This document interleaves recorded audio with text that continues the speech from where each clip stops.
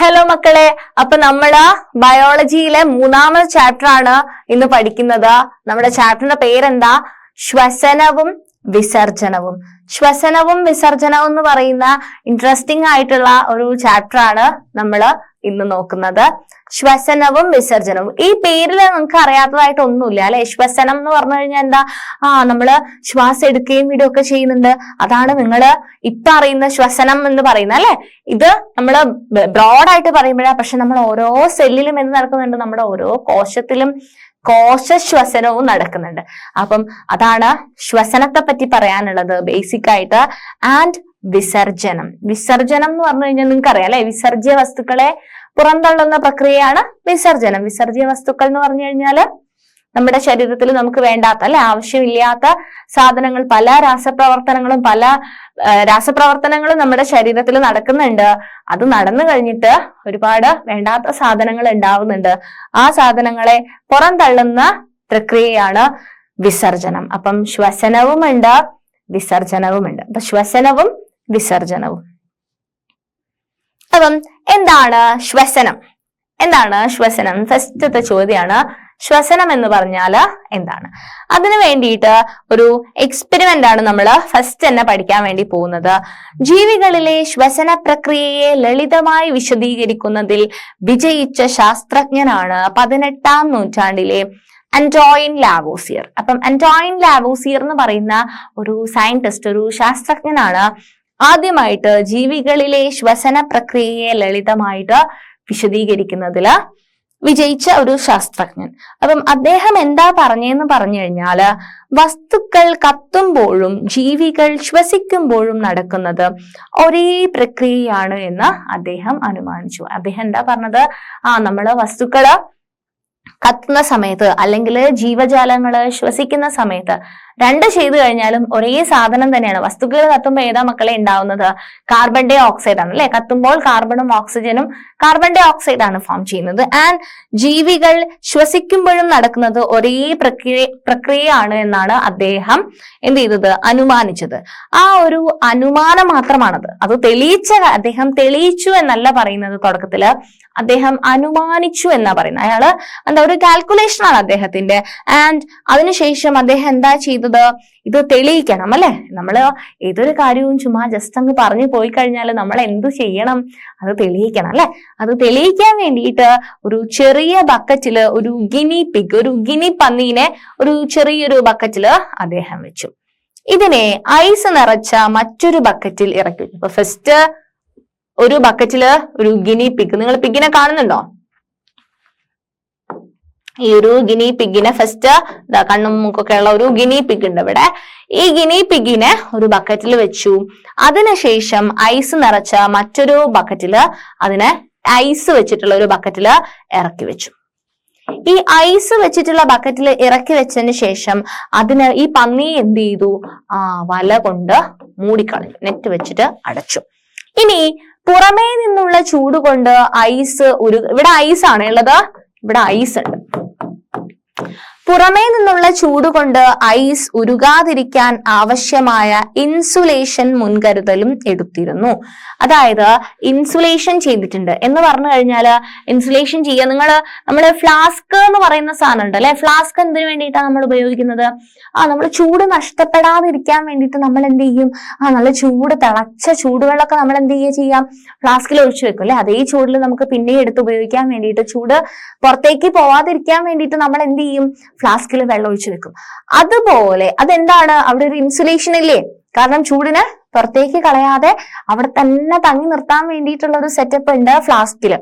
അതുപോലെ തന്നെ പുറമേ നിന്നുള്ള ചൂട് കൊണ്ട് ഐസ് ഉരുകാതിരിക്കാൻ ആവശ്യമായ ഇൻസുലേഷൻ മുൻകരുതലും എടുത്തിരുന്നു.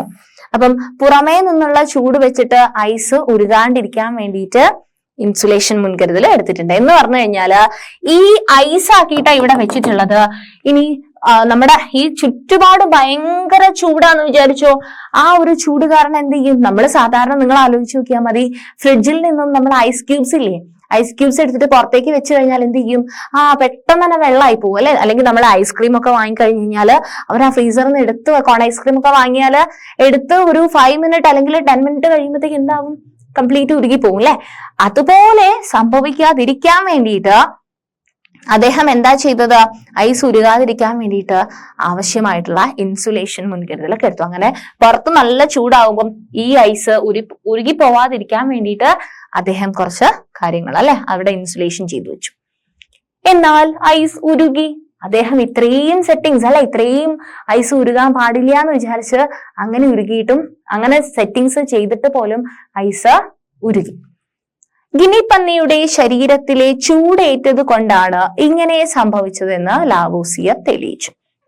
അപ്പം പുറമേ നിന്നുള്ള ഒരു ചൂട് കാരണവും ആ ഐസ് ഉരുകില്ല, അത് ഉറപ്പാണ്. പുറത്ത് അദ്ദേഹം ഇൻസുലേഷൻ ചെയ്തു വെച്ചിരിക്കുകയാണ് അല്ലെ, ഇൻസുലേഷൻ ചെയ്തു വെച്ചിരിക്കുകയാണ്. അതുകൊണ്ട് പുറത്തു നിന്ന് ഒരു സാധനം അത് കാരണം എന്തായാലും ഐസ് ഉരുകില്ല എന്ന് ഉറപ്പാണ്. അപ്പോ എന്തുകൊണ്ടായിരിക്കും ഐസ് ഉരുകിയിട്ടുണ്ടായത്? ഗിനി പന്നിയുടെ ശരീരത്തിലെ ചൂടേറ്റത് കൊണ്ട്. ഗിനി പന്നിയുടെ അതിന്റെ ഉള്ളിലുള്ള ഗിനി പന്നീന്റെ ശരീരത്തില് അതിൽ നിന്നുള്ള ചൂട് കാരണമാണ് ഈ ഐസ് ഉരുകിയത് എന്നാണ് അദ്ദേഹം തെളിയിച്ചത്. ജീവിയുടെ ശരീരത്തിൽ നിന്ന് 80 കിലോ കാലോറി ഊർജം ഇതിനായി ഉപയോഗിച്ചു എന്ന് അദ്ദേഹം കണക്ക് കൂട്ടിയെടുത്തു. ഈ ഊർജം ലഭിച്ചത് ശ്വസനത്തിലൂടെയാണ്. എന്ത് വഴിയാണ് ഗിനി പന്നിയുടെ ഈ ഊർജം കിട്ടിയിരിക്കുന്നത്? ഏത് വഴിയാണ് മക്കളെ? ശ്വസനം എന്ന് പറയുന്ന ഒരു പരിപാടി, അതുവഴിയാണ് ഇത്രയും ഊർജം കിട്ടിയിട്ടുള്ളത്. ഒരു തടിക്കഷ്ണം കത്തുമ്പോൾ ഓക്സിജൻ ഉപയോഗിക്കുകയും കാർബൺ ഡൈ ഓക്സൈഡും താപോർജവും ഉണ്ടാവുകയും ചെയ്യുന്നു. നമ്മൾ ഒരു സാധനം അല്ലെ, ഒരു മരക്കഷ്ണം കത്തിക്കുകയാണെന്നുണ്ടെങ്കിൽ അവിടെ കത്തിക്കുക എന്ന് പറയുന്ന സമയത്ത് എന്താണ്? ഓക്സിജൻ ഉപയോഗിക്കുക എന്നാണ് അതിന്റെ അർത്ഥം അല്ലെ. അപ്പൊ നമ്മള് ഓക്സിജൻ ഉപയോഗിക്കുന്ന സമയത്ത് കാർബൺ ഡൈ ഓക്സൈഡ് ഫോം ചെയ്യും. കാർബൺ ഡൈ ഓക്സൈഡും ഉണ്ടാവും. അതിന്റെ അർത്ഥം നമ്മൾ കത്തിക്കുന്ന സ്ഥാനത്ത് തൊട്ട് കഴിഞ്ഞാൽ ഭയങ്കര ചൂടായിരിക്കും അല്ലെ. എന്തുകൊണ്ടാ ചൂട്? താപോർജം പ്രൊഡ്യൂസ് ചെയ്യുന്നുണ്ട്. അപ്പം താപോർജവും ഉണ്ടാവുന്നുണ്ട്, കാർബൺ ഡൈ ഓക്സൈഡും ഉണ്ടാവുന്നുണ്ട്. ശ്വസനത്തിന്റെ ഓക്സിജൻ ഗ്ലൂക്കോസിനെ വിഘടിപ്പിക്കുമ്പോഴും ഇത് സംഭവിക്കുന്നു. എന്ത് സംഭവിക്കുന്നു? കാർബൺ ഡൈ ഓക്സൈഡും ഫോം ചെയ്യുന്നുണ്ട്. നമ്മൾ ശ്വസിക്കുന്ന സമയത്ത് ഓക്സിജൻ ഗ്ലൂക്കോസിനെ വിഘടിപ്പിക്കുന്ന സമയത്ത് കാർബൺ ഡൈ ഓക്സൈഡും ഫോം ചെയ്യുന്നുണ്ട്. താപോർജവും പുറത്തേക്ക് വിടുന്നുണ്ട്. ആ ശ്വസനത്തിന്റെ ഫലമായിട്ടുള്ള ഊർജമാണല്ലോ നമ്മുടെ ഐസ് ക്യൂബിനെ ഉരുക്കിയത്. അപ്പൊ അദ്ദേഹം അനുമാനിച്ചു. എന്തായിരുന്നു അദ്ദേഹം അനുമാനിച്ചിട്ടുണ്ടായിരുന്നത്? എന്തെങ്കിലും കത്തുന്ന സമയത്ത് എന്താണോ നടക്കുന്നത് അത് തന്നെയാണ് ശ്വസിക്കുന്ന സമയത്തും നടക്കുന്നത്. അപ്പം അത് പ്രൂവ് ചെയ്യാൻ വേണ്ടിയിട്ട് അല്ലെ, അത് തെളിയിക്കാൻ വേണ്ടിയിട്ട് അദ്ദേഹം ആരെ കൊണ്ടുവന്നു? ഗിനി പന്നിയെ കൊണ്ടുവന്നു. എന്നിട്ടൊരു പരീക്ഷണം നടത്തി അല്ലെ. ശരിയല്ലേ? ഓക്കെ. ശ്വസനത്തിലും ജ്വലനത്തിലും ഓക്സിജന്റെ പങ്ക്. ശ്വസനത്തിലും ജ്വലനത്തിലും ഓക്സിജന്റെ പങ്ക്. ശ്വസിക്കാനും ജ്വലനം, കത്താനും ഓക്സിജന്റെ പങ്ക്. ശ്വസന പ്രക്രിയയിൽ ഓക്സിജൻ ഉപയോഗിക്കുകയും കാർബൺ ഡൈ ഓക്സൈഡ് രൂപപ്പെടുകയും ചെയ്യുന്നു. നമ്മൾ കുഞ്ഞു ക്ലാസ്സുകളിൽ മുതലേ പഠിച്ചിട്ടുള്ളതാണ് അല്ലെ. എന്താ പഠിച്ചത്? നമ്മൾ ശ്വസനം നടക്കുന്ന സമയത്ത് നമ്മൾ ഓക്സിജൻ ഉള്ളിലേക്ക് എടുക്കും, കാർബൺ ഡൈ ഓക്സൈഡിനെ പുറത്തേക്ക് ഇടും അല്ലെ. ഇങ്ങനെയല്ലേ ചെയ്യുന്നത്? ആൻഡ് ഇവയുടെ വിനിമയത്തിന് അനുയോജ്യമായ ഒരു ശ്വസന പ്രതലവും അനുബന്ധ സംവിധാനങ്ങളും ആവശ്യമാണ് അല്ലെ. നമുക്ക് ഇത് കറക്റ്റ് ആയിട്ട് നടക്കണം എന്നുണ്ടെങ്കിൽ നമ്മൾ ഈ കാണുന്ന മൂക്കുന്ന് മാത്രമാണോ ഇത് നടക്കുന്നത്? നമ്മൾ പുറത്തുനിന്ന് നോക്കുന്ന സമയത്ത് നമ്മൾ മൂക്കിലൂടെ എടുക്കുന്നുണ്ട്, മൂക്കിലൂടെ തന്നെ പുറത്തേക്കും വിടുന്നുണ്ട്. പക്ഷെ ഇങ്ങനെ തന്നെയാണോ ശരീരത്തിന് ഉള്ളിൽ എന്താ നടക്കുന്നത് നമുക്കറിയോ? ശ്വസനം എന്ന് പറയുമ്പോൾ ശരീരത്തിന്റെ അകത്ത് എന്താ നടക്കുന്നതെന്ന് നമുക്കറിയോ? ഇല്ല അല്ലെ. അത് നമ്മള് ഈ ഒരു ചാപ്റ്റർ പഠിച്ചു കഴിയുമ്പോഴത്തേക്കും നമ്മള് ക്രിസ്റ്റൽ ക്ലിയർ ആയിട്ട് പഠിച്ചിട്ട് പോകും. ഓക്കെ. മനുഷ്യനിൽ ഊർജോൽപാദനത്തിന് ആവശ്യമായ അത്രയും ഓക്സിജൻ കോശങ്ങൾക്ക് ലഭിക്കണമെങ്കിൽ വളരെ വലിയ ശ്വസന പ്രതലം ആവശ്യമാണ്. കാരണം മനുഷ്യന് എന്ത് വേണം? കുറേ ഊർജ്ജം വേണം അല്ലെ. മനുഷ്യന് നമുക്കൊന്ന് എത്ര എനർജി വേണം അല്ലെ നമുക്ക് ജീവിക്കാൻ വേണ്ടിയിട്ട്. അപ്പൊ മനുഷ്യൻ എന്ന് പറയുന്നത് അത്യാവശ്യം ഒരു കോംപ്ലക്സ് ആയിട്ടുള്ള ഒരു ഓർഗാനിസം ആണ്. എന്ന് പറഞ്ഞു കഴിഞ്ഞാൽ നമ്മുടെ ശരീരത്തിൽ ഒരുപാട് പ്രവർത്തനങ്ങൾ നടക്കുന്നുണ്ട്, അതിനൊക്കെ ഊർജം വേണം. അതുകൊണ്ട് തന്നെ നമുക്ക് നല്ലൊരു ശ്വസന പ്രതലവും വേണം അല്ലെ. നമുക്ക് ഈ ഒരു ശ്വസന പ്രക്രിയ നടക്കാൻ വേണ്ടിയിട്ട് അല്ലെ, നമ്മൾ ഇവിടെ കാണുന്ന മൂക്ക് മുതൽ അവിടെ താഴെ ശ്വാസകോശം എന്ന് പറയുന്ന ഒരു അവയവമുണ്ട് അല്ലെ. അപ്പൊ അതുവരെ ഉള്ളൊരു വിശാലമായിട്ടുള്ള ഒരു ശ്വസന വ്യവസ്ഥ നമുക്കുണ്ട്. നോക്കിക്കേ, നമ്മുടെ ശ്വസന വ്യവസ്ഥയാണിത്, മനുഷ്യന്റെ ശ്വസന വ്യവസ്ഥ.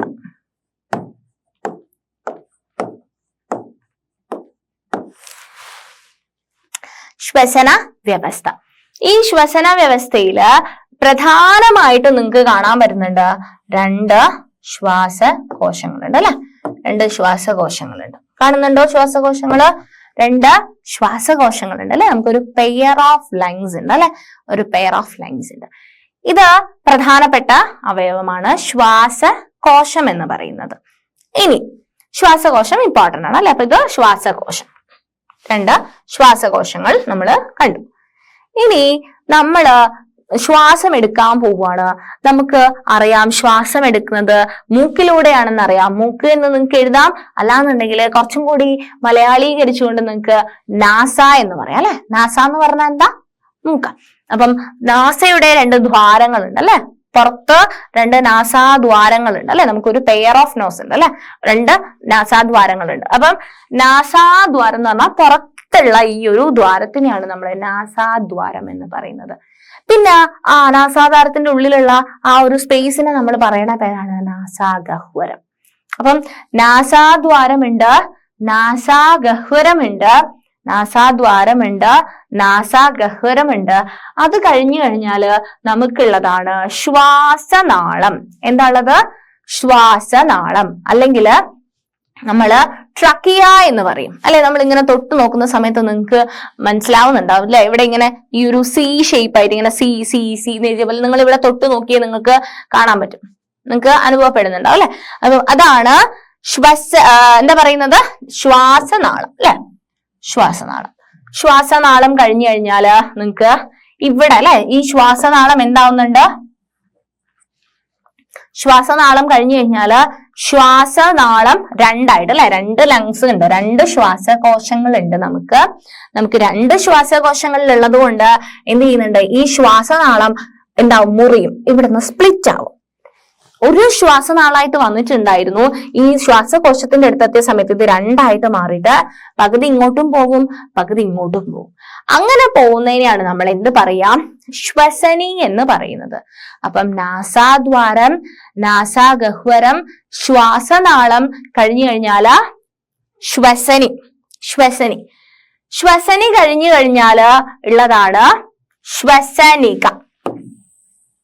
ശ്വസനി കഴിഞ്ഞു കഴിഞ്ഞാല് ഈ ഒരു ശ്വസനി ഇപ്പൊ 2 ആയിട്ടല്ലേ മക്കളെ സ്പ്ലിറ്റ് ആയത്? ഒന്ന് റൈറ്റിലേക്കും ഒന്ന് ലെഫ്റ്റിലേക്കും അല്ലെ, ഒന്ന് വലത്തേക്കും ഒന്ന് ഇടത്തേക്കുമുള്ള ശ്വാസകോശത്തിന് കൊടുത്തു. ഇനി ഈ ശ്വസനി വീണ്ടും എന്താവാണ്? കുറെ ബ്രാഞ്ചസ് ആയിട്ട് ഡിവൈഡ് ചെയ്യാണ്. അപ്പം ശ്വസനി എന്ന് പറയുന്നത് എന്താണ്? ഒറ്റയൊന്ന് അല്ലെ, ഒന്നിലേക്ക് റൈറ്റിലേക്ക് ഒന്ന് ലെഫ്റ്റിലേക്ക് ഒന്ന്, എന്നിട്ട് അത് പിന്നെയും കുറെ കുഞ്ഞി ബ്രാഞ്ചസ് ആയിട്ട് മാറാണ്.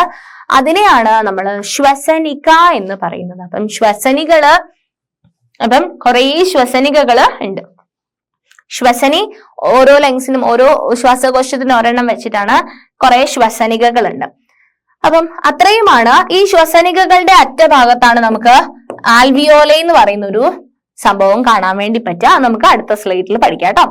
പിന്നെ എനിക്ക് പറയാനുള്ളത്, ശ്വാസകോശത്തിന് ഒരു കവറിങ് ഉണ്ട്. ഓക്കെ, നമ്മുടെ ശ്വാസകോശം ഒരു കവർ ചെയ്തിട്ട്, നമ്മൾ കഴിഞ്ഞ പാഠത്തിൽ പഠിച്ചിട്ടുണ്ടായിരുന്നു ഹൃദയത്തിന് ഒരു കവറിങ് ഉണ്ടെന്ന് പഠിച്ചു. ഏതായിരുന്നു? പെരികാർഡിയം അല്ലെ. പെരികാർഡിയം എന്ന് പറയുന്ന ഒരു കവറിങ് ഹൃദയത്തിനുണ്ടായിരുന്നു. അതുപോലെ ശ്വാസകോശത്തിനുള്ള കവറിങ്ങിനെ നമ്മൾ വിളിക്കുന്ന പേരാണ് പ്ലൂറ. എന്താ പറയാ? പ്ലൂറ. അപ്പം ഇതിനകത്ത് പ്ലൂറയുടെ ഫ്ലൂയിഡ് ഉണ്ട്, ദ്രവങ്ങളുണ്ട്. അതാണ് ഘർഷണം കുറയ്ക്കാൻ വേണ്ടിയിട്ട് സഹായിക്കുന്നത്. അപ്പൊ ഇതിന്റെ കവറിങ്ങിന്റെ പേരെന്താണ്? പ്ലൂറ. അതുകൂടാതെ നമുക്ക് താഴെ ഇങ്ങനൊരു ഡോം ഷേപ്പായിട്ട് അല്ലെങ്കിൽ ഇങ്ങനത്തെ ഒരു ഷേപ്പില് എന്തുണ്ട്? ഒരു സാധനമുണ്ട്. അതിനെയാണ് നമ്മൾ ഡയഫ്രം എന്ന് പറയുന്നത്. ഡയഫ്രം. ഓക്കെ, അപ്പം ഇത്രയും കാര്യങ്ങള് നമ്മുടെ ശ്വസന വ്യവസ്ഥയിലുണ്ട്. പ്രധാനമായിട്ടുള്ള ആൾക്കാർ ആരാണ്? ഒരു പെയർ ഓഫ് ശ്വാസകോശങ്ങൾ അല്ലെ, ശ്വാസകോശങ്ങളുണ്ട്. അപ്പം ഒരു പെയർ ഓഫ് ശ്വാസകോശങ്ങളുണ്ട്. പിന്നെ ശ്വാസകോശത്തിലേക്ക് എങ്ങനെയാ എത്തുന്നത്? നാസാദ്വാരമുണ്ട്, നാസാഗഹ്വരമുണ്ട്, ശ്വാസനാളമുണ്ട്, ശ്വസനിയുണ്ട്, ശ്വസനികയുണ്ട്, ആൽവിയോലയുണ്ട്. ആൻഡ് ലങ്സിന്റെ കവറിങ്, ശ്വാസകോശത്തിന്റെ ആവരണത്തെ നമ്മൾ വിളിക്കുന്ന പേരാണ് പ്ലൂറ. ഇതിന്റെ താഴെ എന്തുണ്ട്? ഈ ഒരു ഷേപ്പിൽ എന്തുണ്ട്? ഡയഫ്രം ഉണ്ട് അല്ലെ? റാ പോലെ എഴുതിയ പോലെ എന്തുണ്ട്? ഡയഫ്രം ഉണ്ട്. ഇതിന്റെയൊക്കെ ഇംഗ്ലീഷ് പേരുകളും വേണമെന്നുണ്ടെങ്കിൽ പഠിക്കാം കേട്ടോ. എന്താ ശ്വാസനാളം എന്ന് പറഞ്ഞു കഴിഞ്ഞാല് ട്രക്കിയ എന്നാണ്. ട്രക്കിയ. ശ്വസനി എന്ന് പറഞ്ഞു കഴിഞ്ഞാല് ബ്രോങ്കസ് ആണ്. ബ്രോങ്കസ്. ശ്വസനിക എന്ന് പറഞ്ഞു കഴിഞ്ഞാല് ബ്രോങ്കിയോൾസ് ആണ്. ആൻഡ് പ്ലൂറയ്ക്ക് പ്ലൂറ എന്ന് തന്നെയാണ് പറയാ. ഡയഫ്രത്തിന് ഡയഫ്രം എന്ന് തന്നെയാണ് പറയാ കേട്ടോ. എക്സ്റ്റേണൽ നോസ്ട്രിൽസ് എന്നാണ് പറയാ. Okay, external nostrils NASA. അപ്പം അത്രയാണ് നമ്മൾ പറഞ്ഞത്. അപ്പം എന്തൊക്കെയാ? ഫസ്റ്റ് ഓപ്പൺ ചെയ്യുന്ന സ്ഥലമാണ് നാസാദ്വാരം അല്ലെ? ആ 2 ദ്വാരങ്ങളെയാണ് നമ്മൾ നാസാദ്വാരം എന്ന് പറയാ. അതിനുള്ളിലത്തെ പോർഷൻ ആണ് നാസാഗഹ്വരം. പിന്നെ താഴേക്കുള്ള സി ഷേപ്ഡ് ആയിട്ടുള്ള വലയ അല്ലെ അർദ്ധവലയാകൃതിയിലുള്ള ഈ ഒരു സി സി സി എന്ന് എഴുതിയ അതിനെയാണ് നമ്മൾ എന്ത് പറയുന്നത്? ശ്വാസനാളം എന്ന് പറയുന്നത്. ശ്വാസനാളം കഴിഞ്ഞു കഴിഞ്ഞ് ശ്വസനി ആവും അല്ലെ? ശ്വസനി ആവുന്നത് എങ്ങനെയാ? ശ്വാസനാളം 2. ശ്വസനി എന്ന് പറഞ്ഞാൽ എന്താ? ഏതാ ഇതില് ശ്വസനി? ഇതാണ് അല്ലെ? ശ്വസനി എന്ന് പറഞ്ഞാൽ ഇതാണ്. ഇതെന്താ ശ്വസനി എന്ന് പറഞ്ഞു കഴിഞ്ഞാല് ശ്വാസനാളം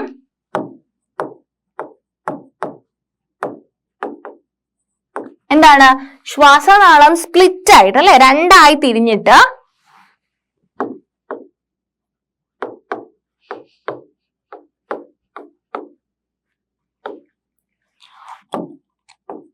ഓരോരോ ശ്വാസകോശത്തിലേക്കും പോകും.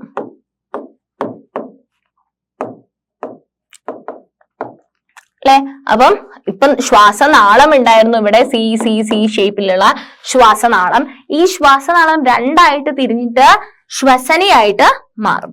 ആ ശ്വസനിയുടെ അറ്റത്ത് പിന്നെയും കുറച്ച് ഇങ്ങനെ ബ്രാഞ്ചിങ് വരും. അതിനെയാണ് ശ്വസനിക എന്ന് പറയുക. ആൻഡ് ശ്വസനിയുടെ ശാഖയാണ് ശ്വസനിക അല്ലെ? ശ്വസനി അത് ശാഖകളാക്കി അല്ലെ? ബ്രാഞ്ചസ് ആയിട്ട് മാറുക, ശാഖകളാക്കി മാറുന്നതാണ് ശ്വസനിക എന്ന് പറയുന്നത്. ആൽവിയോലസുകളിലേക്ക് തുറക്കുന്നു. അപ്പൊ ശ്വസനിക കഴിഞ്ഞു കഴിഞ്ഞാൽ ഞാൻ നേരത്തെ പറഞ്ഞു മുന്തിരിക്കൊല പോലെയുള്ള ഒരു സാധനം എന്താ? ആൽവിയോലസ്. ഈ ശ്വസനികന്റെ ലാസ്റ്റ് ഉള്ള സാധനമാണ് ഈ ആൽവിയോലസ്. ഓക്കെ, മുന്തിരിക്കൊല വെച്ച പോലെ ഇല്ലേ? അപ്പൊ മുന്തിരിക്കൊല പോലെ ഇതിന്റെ അറ്റത്ത് ഇങ്ങനെ കാണുന്നതാണ് ആൽവിയോലസ്. കുറെ മുന്തിരിക്കൊലകളായിട്ട് ഇങ്ങനെ കാണും. മുന്തിരിക്കൊല പോലത്തെ സ്ട്രക്ചർ ആണ് ആൽവിയോലസ്. അപ്പം ശ്വസനിക എന്ന് പറഞ്ഞു കഴിഞ്ഞാല് ശ്വസനിയുടെ ശാഖയാണ് ആൽവിയോലസുകളിലേക്ക് തുറക്കുന്നു. ഇനി നമ്മൾ നേരത്തെ പറഞ്ഞ പോലെ തന്നെ ഇതിന്റെ കവറിങ്ങിനെയാണ്, ആവരണത്തിനെയാണ് എന്ത് പറയാ? ശ്വാസകോശത്തിന്റെ ആവരണത്തിനെയാണ് എന്ത് പറയാ? പൊതിഞ്ഞുള്ള സ്ഥലം. ശ്വാസകോശത്തെ പൊതിഞ്ഞുള്ള സ്ഥലം, അതിനെ നമ്മൾ പറയണ പേരാണ് പ്ലൂറ. അപ്പം ഞാൻ നേരത്തെ ഹൃദയത്തിന്റെ പറഞ്ഞപ്പോൾ സമയത്തും ഞാൻ പറഞ്ഞു കഴിഞ്ഞ ചാപ്റ്ററിൽ എന്താണ്? ഹൃദയം ഒരു ഗിഫ്റ്റ് പേപ്പറിൽ പൊതിഞ്ഞ പോലെ അതിനൊരു കവറിങ് ആണെന്ത്? പെരികാർഡിയം. അതുപോലെ ശ്വാസകോശത്തിനെ പൊതിഞ്ഞിട്ടുള്ള ആവരണത്തിനെ പറയുന്ന പേരെന്താ? പ്ലൂറ. ഇനി ഡയഫ്രം ഉണ്ട് അല്ലെ? ഡയഫ്രം എന്ന് പറയുന്നത് ഞാൻ പറഞ്ഞു ഈ ഒരു ഷേപ്പിലുള്ള സാധനമാണ് അല്ലെ? ഡയഫ്രം എന്ന് പറഞ്ഞു കഴിഞ്ഞാല് ഉദരാശയത്തെയും ഔരസാശയത്തെയും വേർതിരിക്കുന്ന പേശി നിർമ്മിത ഭിത്തി. ഉദരാശയം എന്ന് പറഞ്ഞു കഴിഞ്ഞാൽ എന്താണ്? ഉദരം എന്ന് പറഞ്ഞു കഴിഞ്ഞാൽ എന്താണ്? വയറല്ലേ? അപ്പൊ നമ്മുടെ താഴത്തെ ഭാഗം അല്ലെ? നമ്മുടെ വയറുഭാഗത്തുള്ള ആ ഒരു ആശയത്തിനെയും വയറുഭാഗത്തുള്ള അവയവങ്ങളെയും, നമ്മുടെ ഔരസാശയം എന്ന് പറഞ്ഞു കഴിഞ്ഞാൽ എന്താ മക്കളെ? ഔരസാശയം എന്ന് പറഞ്ഞു കഴിഞ്ഞാല് ചെസ്റ്റ് ആണ്. അപ്പം ചെസ്റ്റ് ഏരിയ അല്ലെ? ആ ഒരു ഉദരാശയത്തെയും ഔരസാശയത്തെയും വേർതിരിക്കുന്ന ഒരു പേശി നിർമ്മിത ഭിത്തിയാണ് എന്തെന്ന് പറയുന്നത്? ഡയഫ്രം എന്ന് പറയുന്നത്. അപ്പം ഔരസാശയത്തെയും ഉദരാശയത്തെയും തമ്മിൽ വേർതിരിക്കുക അല്ലെ? ഇതിന്റെ താഴെ ഇത് നമ്മുടെ എന്താ ചെസ്റ്റ് റീജിയൺ ആണ്. ഇതിന്റെ താഴെയാണ് നമ്മൾ ഈ പഠിച്ച സ്റ്റൊമക്ക് അങ്ങനത്തെ സാധനങ്ങളൊക്കെ ഇവിടെ. ലിവർ ഉണ്ട്, അങ്ങനത്തെ താഴെ കുറെ ആൾക്കാരുണ്ട്. അപ്പം ഇത് ഔരസാശയമാണ്, ഇത് ഉദരാശയമാണ്. അപ്പം ഈ ഔരസാശയത്തിനെയും ഉദരാശയത്തെയും തമ്മിൽ വേർതിരിക്കുന്ന ഒരു പേശി നിർമ്മിതമായിട്ടുള്ള ഒരു സ്ട്രക്ചർ ആണ് എന്താ? ഡയഫ്രം എന്ന് പറയുന്നത്. ക്ലിയർ ആണോ? അപ്പം ഇത്രയും കാര്യങ്ങളാണ് നാസാദ്വാരം, നാസാഗഹ്വരം, നാസാനാളം, ശ്വസനി, ശ്വസനിക, ആൽവിയോലസ് അല്ലെ? ശ്വസനികന്റെ അറ്റത്തുള്ള ഈ മുന്തിരിക്കൊല പോലത്തെ സ്ട്രക്ചർ ആണ് എന്ത്? ആൽവിയോലസ്.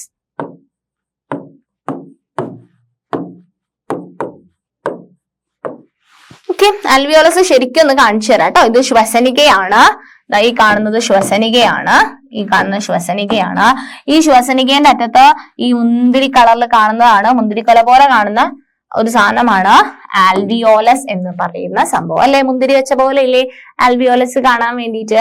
ആൽവിയോലസിന്റെ മേലെ നിങ്ങൾക്ക് കുറച്ച് കാപ്പിലറീസ് ഒക്കെ കാണാൻ വേണ്ടി പറ്റുന്നുണ്ട് അല്ലെ. ഈ കാപ്പിലറീസ് എവിടുന്ന് വരുന്നതായിരിക്കും? ആൽവിയോലസിന്റെ മേലെയുള്ള കാപ്പിലറീസ് എവിടുന്ന് വരുന്നതായിരിക്കും? ഈ കാപ്പിലറീസ് വരുന്നത് നമ്മളുടെ ശ്വാസകോശ ധമനി വരുന്നുണ്ട് അല്ലെ. ഹൃദയത്തിലെ വലത്തെ വെൻട്രിക്കിളിൽ നിന്നും ശ്വാസകോശ ധമനി വരുന്നുണ്ട്. എന്തിനു വേണ്ടിയിട്ടാ വരുന്നത്? അതിന്റെ കയ്യിൽ കുറെ കാർബൺ ഡൈ ഓക്സൈഡ് ഉണ്ട്. ആ കാർബൺ ഡൈ ഓക്സൈഡിനൊക്കെ ഇവിടുന്ന് എന്ത് ചെയ്യണം? പുറത്തേക്ക് ഇതിന് ആൽവിയോലസിന് കൊടുത്തിട്ട്, ആൽവിയോലസിന് കുറെ നമ്മൾ ഉള്ളിലേക്ക് എടുത്തിട്ടുള്ള എന്തുണ്ട്? ഓക്സിജൻ ഉണ്ട്. ആ ഓക്സിജൻ എന്ത് ചെയ്യണം? തിരിച്ചിട്ട് എടുക്കണം. അപ്പം ഓക്സിജനെ വാങ്ങിയിട്ട് കാർബൺ ഡൈ ഓക്സൈഡ് എടുക്കാൻ വേണ്ടിയിട്ട് ആര് വരുന്നുണ്ട്? ശ്വാസകോശ ധമനി വരുന്നില്ലേ ശ്വാസകോശത്തിലേക്ക്? അങ്ങനെയാണ് ഇവിടെ കുറെ എന്തുള്ളത്? ആ ഒരു കാപ്പിലറീസ് ആണ് നിങ്ങൾക്ക് ആൽവിയോലസിന്റെ മേലെ കാണാൻ വേണ്ടി പറ്റുന്നത്. എന്നിട്ട് ശ്വാസകോശ സിര വഴി എവിടെ എത്തും? ലെഫ്റ്റ്, അതായത് ഇടത്തെ ഏട്രിയത്തിലേക്ക് പോകും അല്ലെ. അങ്ങനെയാണ് നമ്മളുടെ പര്യനം. നമ്മൾ പൾമണറി പര്യനം എന്ന് പഠിച്ചിട്ടില്ലേ? അതാണ്. ഓക്കെ, അപ്പം ഇനി നമ്മൾ നോക്കുന്നത് ആൽവിയോലസ് എന്താണ് ആൽവിയോലസ്? ആൽവിയോലസ് എന്ന് പറയുന്നത് ശ്വസനികകളുടെ അഗ്രഭാഗത്ത് കാണപ്പെടുന്ന ഇലാസ്തികതയുള്ള അതിലോല സ്തര അറകൾ അല്ലെ. അപ്പൊ നമ്മൾ കണ്ടു, ഇതാണ് ശ്വസനിക എന്ന് പറയുന്നത് അല്ലെ. ശ്വസനികയാണ് ഈ കണ്ടത്. ഇതിന്റെ അഗ്രത്ത് കാണുന്ന എന്താണ്? ഭയങ്കര ലോലമായിട്ടുള്ള ലോലസ്തര അറകളാണ് ആൽവിയോലസ് എന്ന് പറയുന്നത്. ഇവയുടെ ഉപരിതലത്തിൽ വലക്കണ്ണികൾ പോലെ ധാരാളം രക്തലോമികകൾ, ഞാൻ കാപ്പിലറീസ് എന്ന് പറഞ്ഞില്ലേ, എന്താ? രക്തലോമികകളാണ്. രക്തലോമികകളുടെ ഇംഗ്ലീഷാണ് കാപ്പിലറീസ് എന്ന് പറയുന്നത്. അപ്പം ഇവയുടെ ഉപരിതലത്തിൽ നിങ്ങൾക്ക് ഒരുപാട് രക്തലോമികകൾ കാണാൻ പറ്റുന്നുണ്ട് അല്ലെ. നീല കളറിലും ചുവപ്പ് കളറിലും. സാധാരണയായിട്ട് നമ്മൾ നീല കളറിൽ കാണിക്കുന്നത് വെയിൻസ് ആണ്. എന്ന് പറഞ്ഞു കഴിഞ്ഞാൽ കാർബൺ ഡൈ ഓക്സൈഡിന്റെ അളവ് കൂടുതലുള്ള രക്തമാണ് പൊതുവെ നമ്മൾ നീല കളറിൽ കാണിക്കാറ്. ഓക്സിജന്റെ അളവ് കൂടുതലുള്ള രക്തമാണ് നമ്മൾ ചുവന്ന കളറിൽ വരയ്ക്കുമ്പോൾ കാണിക്കുന്നത്. ഓക്കെ, അപ്പം അങ്ങനെ നമുക്ക് കുറെ ഇതിന്റെ ഉപരിതലത്തിൽ നമുക്ക് കുറെ രക്തലോമികകൾ കാണാൻ വേണ്ടി പറ്റും. ഓക്കെ, ധാരാളം രക്തലോമികകൾ കാണപ്പെടുന്നു. രണ്ട് ശ്വാസകോശങ്ങളിലുമായി ഏകദേശം 70 കോടി ആൽവിയോലസുകൾ ഉണ്ട് അല്ലെ. നമുക്ക് ഒരു പെയർ ഓഫ് ലങ്സ് ഉണ്ട് അല്ലെ. നമുക്ക് രണ്ട് വലതുമുണ്ട് ഇടതുമുണ്ട്. അപ്പം ആ രണ്ട് ശ്വാസകോശത്തിലായിട്ട് നമുക്ക് ഏകദേശം 70 കോടി ആൽവിയോലസുകൾ ഉണ്ട്.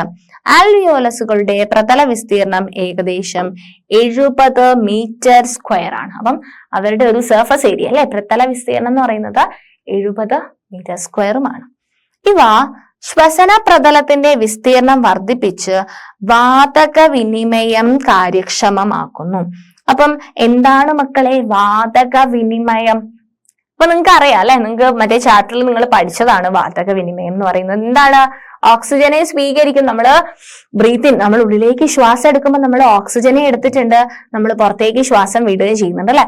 അപ്പം അത് കാർബൺ ഡൈ ഓക്സൈഡ് ആണ്. അപ്പം ഓക്സിജനെ നമ്മുടെ ശരീരത്തിന്റെ ഉള്ളിലേക്ക് രക്തത്തിലേക്ക് രക്തലോമികകളിലേക്ക് എടുത്തിട്ട് ആ രക്തലോമികകൾ കൊണ്ടുവന്നിട്ടുള്ള കാർബൺ ഡൈ ഓക്സൈഡിന് എന്ത് ചെയ്യും? അങ്ങോട്ടേക്ക് കൊടുക്കും. അതിനെയാണ് നമ്മൾ എന്ത് പറയുന്നത്? വാതക വിനിമയം എന്ന് പറയുന്നത്. ഓക്കെ, ഇനി നമ്മൾ നോക്കുന്നതാണ് എന്താണ് വെന്റിലേഷൻ. വെന്റിലേഷൻ എന്ന് പറഞ്ഞു കഴിഞ്ഞാൽ എന്താണ്? വെന്റിലേഷൻ എന്ന് പറഞ്ഞു കഴിഞ്ഞാൽ അന്തരീക്ഷത്തിൽ നിന്ന് ശ്വാസകോശത്തിലേക്കും തിരിച്ചുമുള്ള വായുവിന്റെ സഞ്ചാരമാണ് വെന്റിലേഷൻ. അപ്പം നമ്മൾ സാധാരണ ശ്വസനം എന്ന് പറയുന്നതും വെന്റിലേഷൻ എന്ന് പറയുന്ന വാക്കുകൾ നമ്മൾ സാധാരണയായിട്ട് ഒരുപോലെ യൂസ് ചെയ്യാറുണ്ട്. പക്ഷെ വെന്റിലേഷൻ എന്ന് പറഞ്ഞു കഴിഞ്ഞാൽ എന്താ നോക്കിക്കുക മക്കളെ, അന്തരീക്ഷത്തിൽ നിന്ന് ശ്വാസകോശത്തിലേക്ക്. അപ്പം അന്തരീക്ഷത്തിൽ നിന്ന് നമ്മൾ ശ്വാസകോശത്തിലേക്ക് വായു എടുക്കുന്നുണ്ട്, ആൻഡ് തിരിച്ചും നമ്മളെ ഉള്ളിൽ നിന്നും പുറത്തേക്ക് വായുവിനെ കളയുന്നുണ്ട്. അപ്പം അതിനെ നമ്മൾ പറയുന്ന പേരാണ് വെന്റിലേഷൻ. അതാണ് വെന്റിലേഷൻ. അപ്പം ശ്വസനം എന്നാണ് നമ്മൾ പൊതുവെ അത് ശ്വാസം എടുക്കുക ശ്വസനം എന്ന് പറയും. പക്ഷെ അതിന്റെ എക്സാക്ട് ടേം എന്ന് പറയുന്നത് എന്താണ്? വെന്റിലേഷൻ ആണ്. ഓക്കെ, വെന്റിലേഷന്റെ ഘട്ടങ്ങൾ എന്ന് പറയുന്നത് 2 ഘട്ടങ്ങളുണ്ട് വെന്റിലേഷന്. അപ്പം നമ്മൾ ഈ പറഞ്ഞ സാധനം തന്നെയാണ് രണ്ട് ഘട്ടങ്ങളായിട്ട് പറയുന്നത്. അന്തരീക്ഷത്തിൽ നിന്ന് ശ്വാസകോശത്തിലേക്ക് എടുക്കുന്നുണ്ട്, അല്ലെ, ഉള്ളിലേക്ക് എടുക്കുന്നുണ്ട്, പുറത്തേക്ക് വിടുകയും ചെയ്യുന്നുണ്ട്. അപ്പം വെന്റിലേഷന് രണ്ട് ഘട്ടങ്ങളുണ്ട്. ഏതൊക്കെയാ ഘട്ടങ്ങള്? ഉച്ഛ്വാസവുമുണ്ട്, നിശ്വാസവുമുണ്ട്. ഇംഗ്ലീഷിലാണെന്നുണ്ടെങ്കിൽ നമ്മൾ ഇൻസ്പിരേഷനും പറയും, എക്സ്പിരേഷനും പറയും. ഇൻസ്പിരേഷൻ എന്ന് പറഞ്ഞു കഴിഞ്ഞാല് ഇൻസൈഡ്, അല്ലെ, ഉള്ളിലേക്ക് എടുക്കുന്നതിനെയാണ് എന്ത് പറയാ? ഇൻസ്പിരേഷൻ. എന്താ പറയാ? ഉച്ഛ്വാസം.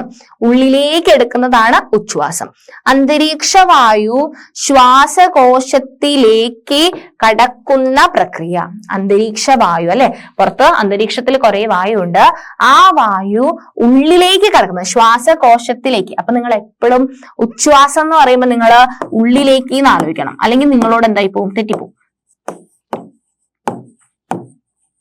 അപ്പം ഉള്ളിലേക്ക് എടുക്കുന്നത് ഉച്ഛ്വാസം, പുറത്തേക്ക് വിടുന്നത് നിശ്വാസം, അല്ലെ. അപ്പൊ ഉച്ഛ്വാസം എന്ന് പറഞ്ഞാൽ ഇൻസൈഡിലേക്ക് എടുക്കുന്നത് ഇൻസ്പിരേഷൻ, എക്സ് അല്ലെ, എക്സിറ്റ് എന്നൊക്കെ പറഞ്ഞാൽ എന്താ? പുറത്തേക്കാണ്, അല്ലെ, പുറത്തേക്ക് വിടുന്നതാണ് എക്സ്പിരേഷൻ. അപ്പം ഉച്ഛ്വാസം എന്ന് പറയുന്നത് അന്തരീക്ഷ വായു ശ്വാസകോശത്തിലേക്ക് കടക്കുന്ന പ്രക്രിയ. നിശ്വാസം എന്ന് പറഞ്ഞു കഴിഞ്ഞാല് ശ്വാസകോശത്തിൽ നിന്നും വായു നാസാരന്ധ്രം വഴി പുറത്തു കടക്കുന്നു. നാസാരന്ധ്രം എന്ന് പറഞ്ഞു കഴിഞ്ഞാൽ നമ്മളെ നാസയുടെ ഓപ്പണിങ്സ് ആണ്. ആസ്യരന്ധ്രം എന്ന് പറഞ്ഞു കഴിഞ്ഞാൽ എന്തായിരുന്നു?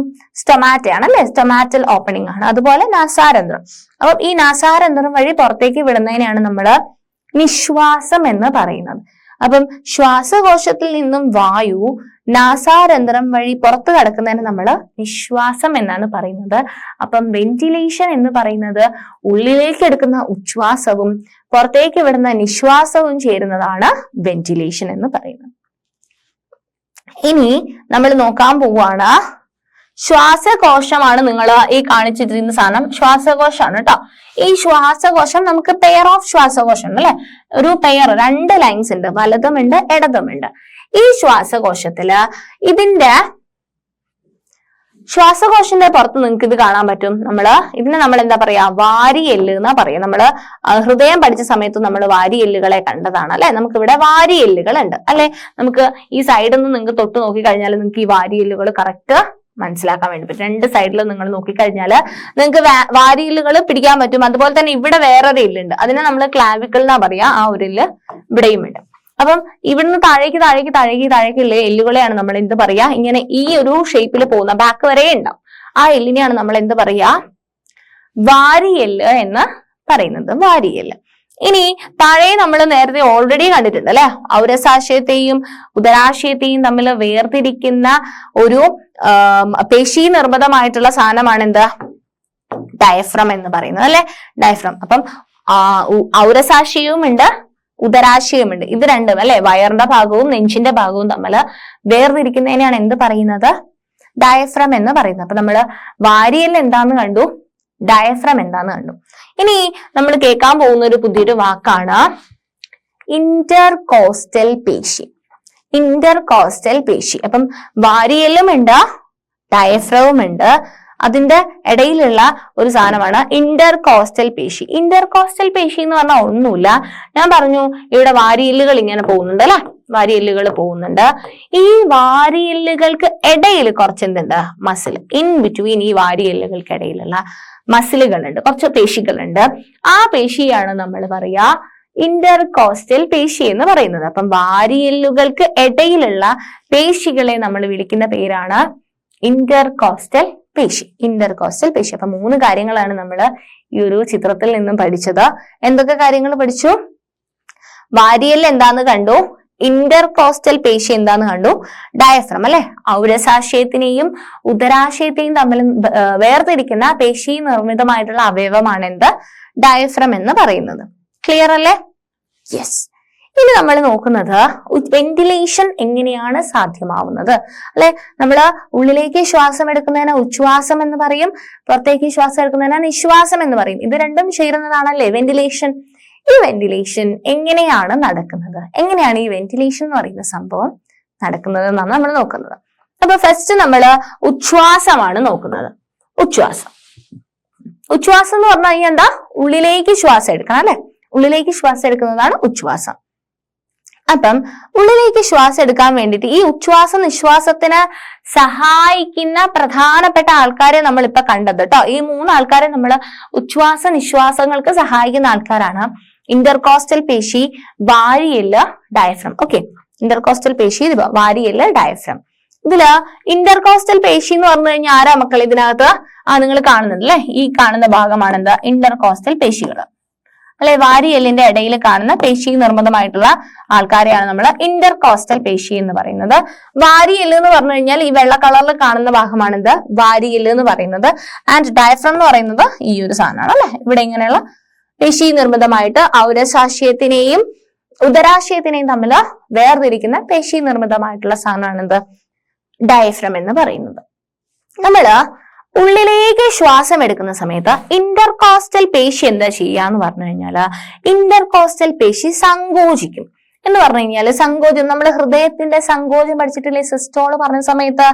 സങ്കോചിക്കുക എന്ന് പറഞ്ഞു കഴിഞ്ഞാൽ എന്താ? ഇന്റർകോസ്റ്റൽ പേശി സങ്കോചിക്കും. അതായത് ഇന്റർകോസ്റ്റൽ പേശി ഒന്ന് എന്ത് ചെയ്യും? ഒന്ന് ചുരുങ്ങും. എന്ന് പറഞ്ഞു കഴിഞ്ഞാല് കുറച്ചും കൂടി ഒന്ന് സങ്കോചിക്കും.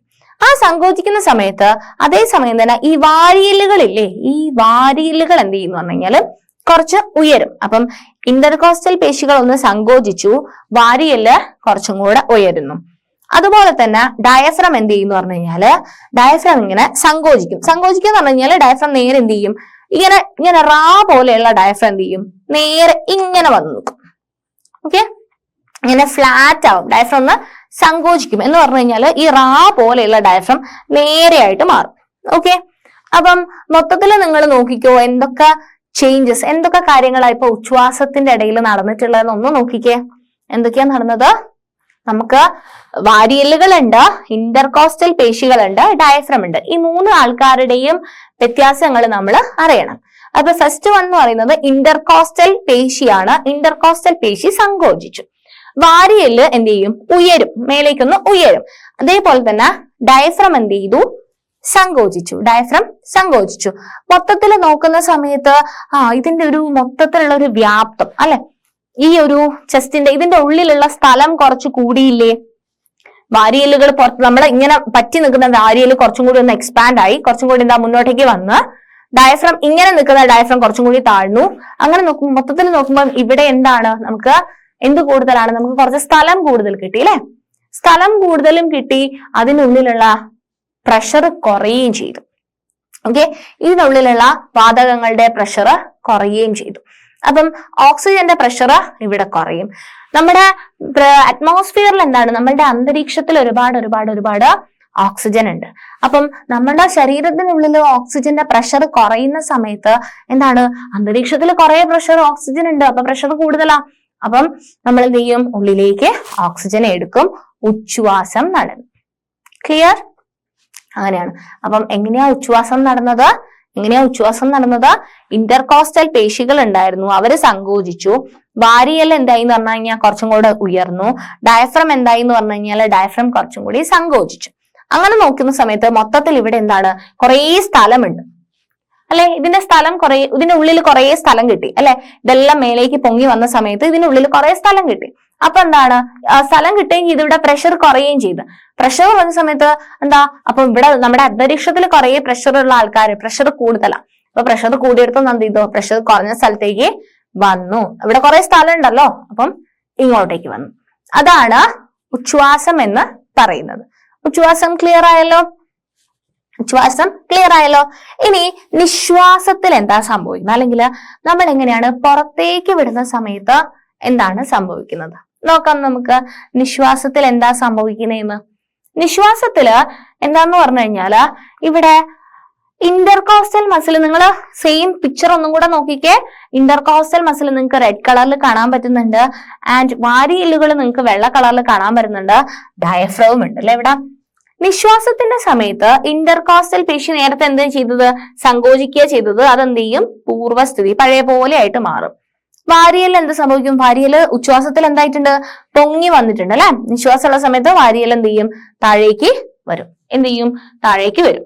ഉയർന്നു വന്ന സാധനം എന്താവും? താഴ്ന്നു പോകും. ഇനി ഡയഫ്രം എന്താണ്? നേരത്തെ ഡയഫ്രം ഇങ്ങനെ ആയിട്ട് പോയിട്ടുണ്ടായിരുന്നു അല്ലെ. ഡയഫ്രം എന്താവും? പൂർവ്വസ്ഥിതി പ്രാപിക്കും അല്ലെ. ഡയഫ്രം ഇങ്ങനെ തന്നെ ആയിട്ട് മാറും. അപ്പം മൊത്തത്തിൽ എന്തായി, ഈ ഉയർന്നു വന്ന സാധനം താഴേക്കും പോയി, ഡയഫ്രോം മേലേക്ക് പോയി. മൊത്തത്തില് ഇവിടെയുള്ള സ്ഥലം എന്തായി, വ്യാപ്തം എന്തായി, കുറഞ്ഞു. വ്യാപ്തം കുറഞ്ഞു. ആൻഡ് ഇവിടുത്തെ പ്രഷർ എന്തായി മക്കളെ, ഇതിനുള്ളിലുള്ള മർദ്ദം എന്തായി, കൂടി. അപ്പം വ്യാപ്തം കുറഞ്ഞു, മർദ്ദം കൂടി. മർദ്ദം കൂടി കഴിഞ്ഞു, പുറത്ത് കാർബൺ ഡൈ ഓക്സൈഡിന്റെ മർദ്ദം കുറവാണ്. അപ്പം നമ്മുടെ മർദ്ദം കൂടിയ സ്ഥലത്തു നിന്നും മർദ്ദം കുറഞ്ഞ സ്ഥലത്തേക്ക് വായു പോകുന്നു, നിശ്വാസം സംഭവിക്കുന്നു. ഓക്കെ, അപ്പം ഇങ്ങനെയാണ് ഉച്ഛ്വാസവും നിശ്വാസവും സംഭവിക്കുന്നത്. ഒന്നും കൂടെ പറയാം നമുക്ക് ഉച്ഛ്വാസവും നിശ്വാസവും. ഉച്ഛ്വാസത്തിന്റെ സമയത്ത് ഈ 3 ആൾക്കാരാണ് നമ്മുടെ ഉച്ഛ്വാസത്തിനും നിശ്വാസത്തിനും സഹായിക്കുന്ന ആൾക്കാര്. ഇന്റർകോസ്റ്റൽ പേശിയുണ്ട്, ഡയഫ്രം ഉണ്ട്, അതുപോലെ തന്നെ ആരുമുണ്ട്, വാരിയെല്ലുകളും ഉണ്ട്. ഇന്റർകോസ്റ്റൽ പേശി സങ്കോചിക്കുന്ന സമയത്ത് വാരിയെല്ല് എന്താ ചെയ്യുന്നത്, ഉയരുന്നു. ഡയഫ്രം എന്താവുന്നു, സങ്കോചിക്കുന്നു. ഇത്രയും കാര്യങ്ങളാണ് ഉച്ഛ്വാസത്തിൽ നടക്കുന്നത്. നിശ്വാസത്തിൽ എന്താ നടക്കുന്നത്, ഇന്റർകോസ്റ്റൽ പേശി നേരത്തെ സങ്കോചിച്ച് നിൽക്കുകയായിരുന്നു, അതെന്താവും, പഴയ പോലെ പൂർവ്വസ്ഥിതി പ്രാപിക്കും. വാരിയെല്ല് എന്താവും, ഉയർന്നു നിൽക്കുകയായിരുന്നു, വാരിയെല്ല് താഴും. ഡയഫ്രം എന്താണ്, സങ്കോചിച്ച് നിൽക്കുകയായിരുന്നു, ഡയഫ്രം എന്തായിട്ട് മാറും, പൂർവ്വസ്ഥിതി പ്രാപിക്കും. അപ്പൊ ഇത്രയാണ് ഉച്ഛ്വാസത്തിലും നിശ്വാസത്തിലും നടക്കുന്ന കാര്യങ്ങൾ എന്ന് പറയുന്നത്. അപ്പൊ നിങ്ങൾക്ക് ഇത് വെച്ചിട്ട് നിങ്ങൾക്ക് ഒരു ചാർട്ട് ഫില്ല് ചെയ്യാൻ വേണ്ടിയിട്ടുണ്ട്, ഒരു ടേബിൾ കംപ്ലീറ്റ് ചെയ്യാൻ വേണ്ടിയിട്ടുണ്ട്. നോക്കാം നമുക്ക് ഓരോന്ന്. ഉച്ഛ്വാസത്തിൽ എന്താണ് സംഭവിക്കുന്നത്, നിശ്വാസത്തിൽ എന്താണ് സംഭവിക്കുന്നത് എന്നാണ് നമ്മൾ ഇവിടെ എഴുതേണ്ടത്. അപ്പൊ ഫസ്റ്റ് ഇന്റർകോസ്റ്റൽ പേശികളുടെ പ്രവർത്തനം. ഇന്റർകോസ്റ്റൽ പേശികളുടെ പ്രവർത്തനം. ഉച്ഛ്വാസത്തിൽ എന്താ സംഭവിക്കുന്നത്, ഇന്റർകോസ്റ്റൽ പേശി സങ്കോചിക്കും അല്ലെ.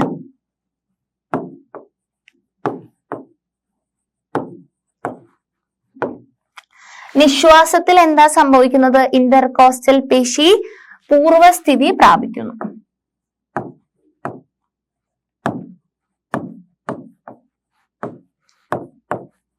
അല്ലേ? ഓക്കെ, ഇനി വാരിയെല്ലുകളുടെ ചലനം. ഉച്ഛ്വാസത്തിലെ വാരിയെല്ല് എന്താ ചെയ്യുന്നത്, ഉയരും അല്ലെ, വാരിയെല്ല് ഉയരുന്നു. നിശ്വാസത്തിലെ വാരിയെല്ലിന് എന്താ സംഭവിക്കുന്നത്, വാരിയെല്ല് താഴുന്നു. ഡയഫ്രത്തിനുണ്ടാകുന്ന മാറ്റം. ഡയഫ്രം എന്താ ചെയ്യുന്ന, ഉച്ഛ്വാസത്തില് ഡയഫ്രം ഇങ്ങനെയുള്ള ഡയഫ്രം എന്തായിട്ട് മാറും, ഇങ്ങനെയായിട്ട് മാറും അല്ലെ, നേരെ ഇങ്ങനെ താഴും അല്ലെ.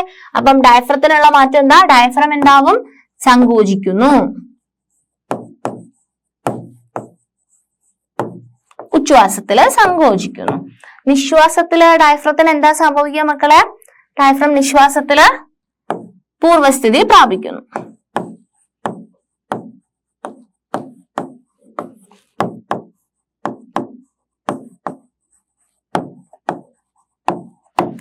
അപ്പം ഇന്റർകോസ്റ്റൽ പേശികള് ഉച്ഛ്വാസത്തില് സങ്കോചിക്കുന്നു. ഇന്റർകോസ്റ്റൽ പേശികള് ഉച്ഛ്വാസത്തില് സങ്കോചിക്കുകയാണ് ചെയ്യുന്നത്. വാരിയെല്ല് കുറച്ചും കൂടി ഉയർന്നു, ഡയഫ്രം എന്ത് ചെയ്തു, കുറച്ചും കൂടി സങ്കോചിച്ചു. അപ്പോ ഔരസാശയത്തിന്റെ വ്യാപ്തം മൊത്തം ഔരസാശയം എന്ന് പറഞ്ഞു കഴിഞ്ഞാൽ ചെസ്റ്റിൽ അല്ലെ, ഇങ്ങനെയുള്ള സാധനം ഇങ്ങനെയായി പോയി, പിന്നെ കുറച്ചിങ്ങനെ പറ്റി സാധനം കുറച്ചും കൂടി ഉയർന്നു വന്നു. അങ്ങനെ സമയത്ത് ഔരസാശയ വ്യാപ്തം എന്തായി, ഔരസാശയ വ്യാപ്തം കൂടുന്നു അല്ലെ, ഔരസാശയ വ്യാപ്തം കൂടും. അപ്പം ശ്വാസകോശത്തിലെ വ്യാപ്തം കൂടുമ്പോൾ മർദ്ദം കുറയുന്നു എന്ന് നിങ്ങൾ കേട്ടിട്ടുണ്ടോ? ശ്വാസകോശത്തിലെ വായുമർദ്ദം എന്ന് പറയുന്നത് കുറയുന്നു. അപ്പം മർദ്ദം കുറയുന്ന സമയത്ത് അന്തരീക്ഷത്തിലെ മർദ്ദം കൂടുതലാണ്. അപ്പം കൂടിയ അന്തരീക്ഷ മർദ്ദത്തിൽ നിന്നും അന്തരീക്ഷ മർദ്ദം കുറഞ്ഞ സ്ഥലത്തേക്ക് വായു എന്ത് ചെയ്യും, സഞ്ചരിക്കും. അപ്പൊ വായുവിന്റെ സഞ്ചാരം അന്തരീക്ഷത്തിൽ നിന്നും ശ്വാസകോശത്തിലേക്ക്.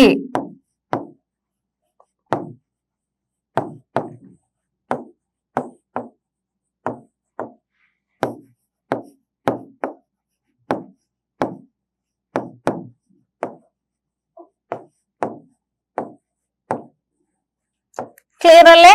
അപ്പം എന്താ നമ്മൾ ഉച്ഛ്വാസത്തിന്റെ കേസിൽ ഇപ്പൊ എന്തൊക്കെ കാര്യങ്ങളാ പറഞ്ഞത്? ഉച്ഛ്വാസം സംഭവിക്കുന്ന സമയത്ത് ഇന്റർകോസ്റ്റൽ പേശികൾ എന്താ ചെയ്യുന്നത്, സങ്കോചിക്കും. അതുപോലെ തന്നെ വാരിയെല്ലുകൾ എന്താവും, ഉയർന്നു വരും. ഡയഫ്രം എന്താവും, സങ്കോചിക്കും. അപ്പൊ മൊത്തത്തില് ഔരസാശയത്തിന്റെ വ്യാപ്തം എന്താവും, കൂടും. വ്യാപ്തം കൂടുമ്പോൾ മർദ്ദം കുറയും. വായുവിന്റെ സഞ്ചാരം എന്താവും? അന്തരീക്ഷത്തില് വായുവിന്റെ മർദ്ദം ഭയങ്കര കൂടുതൽ. അപ്പൊ മർദ്ദം കൂടിയ സ്ഥലത്ത് നിന്ന് ശ്വാസകോശത്തില് വായുവിന്റെ മർദ്ദം കുറവാ. അപ്പൊ കൂടിയ സ്ഥലത്ത് നിന്ന് ഉള്ളിലേക്ക് നമ്മൾ ഉച്ഛ്വാസം ചെയ്യും അല്ലെ. അപ്പൊ ഇത്രയാണ് ഉച്ഛ്വാസത്തിനെ പറ്റി പറയാനുള്ളത്. ഇനി നിശ്വാസം. ഉച്ഛ്വാസത്തില് ഈ ഇന്റർകോസ്റ്റൽ പേശികൾ സങ്കോചിച്ചു നിൽക്കുകയായിരുന്നു, അത് പൂർവസ്ഥിതി പ്രാപിച്ചു. വാരിയെല്ലുകൾ ഉയർന്നിരിക്കുമായിരുന്നു, അത് താഴ്ന്നു. ഡയഫ്രത്തിൽ ഉണ്ടാകുന്ന മാറ്റം, ഡയഫ്രം സങ്കോചിച്ചിരിക്കുകയായിരുന്നു അല്ലെ, ഡയഫ്രം ഇങ്ങനെയായിട്ട് മാറിയിരിക്കുന്നു, അത് തിരിച്ചു വീണ്ടും പൂർവസ്ഥിതി ഇങ്ങനെ തന്നെ ആയിട്ട് മാറും. ആൻഡ് ഇത്രയും കാര്യങ്ങൾ ചെയ്യുമ്പോൾ തന്നെ നിങ്ങൾക്ക് അറിയാം അല്ലെ, ഇങ്ങനെയായിട്ട് മാറി, കുറച്ച് പൊങ്ങിയ സാധനം താഴെ വന്നു. അങ്ങനെ ഇരിക്കുന്ന സമയത്ത് ഈ ഔരസാശയത്തിലെ വ്യാപ്തം എന്തായിട്ട് കുറഞ്ഞു? വ്യാപ്തം കൂടി. നേരത്തെ ഉച്ഛ്വാസത്തിൽ കൂടിയ സാധനം എന്തായി? നിശ്വാസത്തില് വ്യാപ്തം കുറഞ്ഞു. വ്യാപ്തം കുറയുമ്പോൾ മർദ്ദം എന്തായിട്ട്, വായുമർദ്ദം എന്തായിട്ട് മാറും? വ്യാപ്തം കുറയുമ്പോൾ മർദ്ദം കൂടുന്നു അല്ലെ, മർദ്ദം കൂടുന്നു. മർദ്ദം കൂടുന്ന സമയത്ത് ഇപ്പൊ ഇവിടെ ഔരസാശയത്തിൽ ഭയങ്കര മർദ്ദത്തിൽ നിൽക്കുകയാണ്. അപ്പൊ എന്താ ചെയ്യുക? വായുവിന്റെ സഞ്ചാരം എങ്ങോട്ടേക്കായിരിക്കും? ഇവിടെ മർദ്ദം ഭയങ്കര കൂടുതലാ, അന്തരീക്ഷത്തിൽ മർദ്ദം ഭയങ്കര കുറവാ. അപ്പൊ മർദ്ദം കൂടിയ സ്ഥലത്തു നിന്നും മർദ്ദം കുറഞ്ഞ സ്ഥലത്തേക്ക് വായു സഞ്ചരിക്കും. അപ്പം എങ്ങനെയാ വായു സഞ്ചരിക്കുക? ശ്വാസകോശത്തിൽ നിന്നും പുറത്തേക്ക് അല്ലെ.